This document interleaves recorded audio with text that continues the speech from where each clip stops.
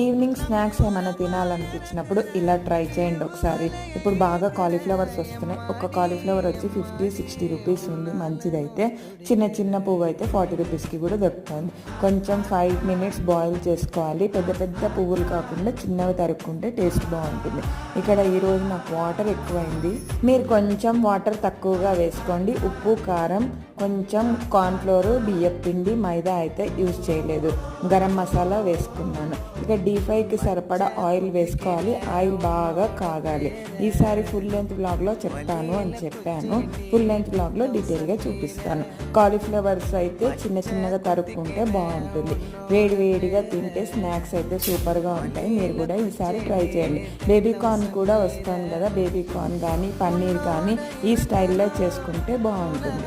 Soya sauce కానీ టమాటా ketchup కానీ ఏవీ లేకుండా ఇలా వేడిగా తింటే బాగుంటుంది. మరి మీరు కూడా ట్రై చేయండి. బాయ్.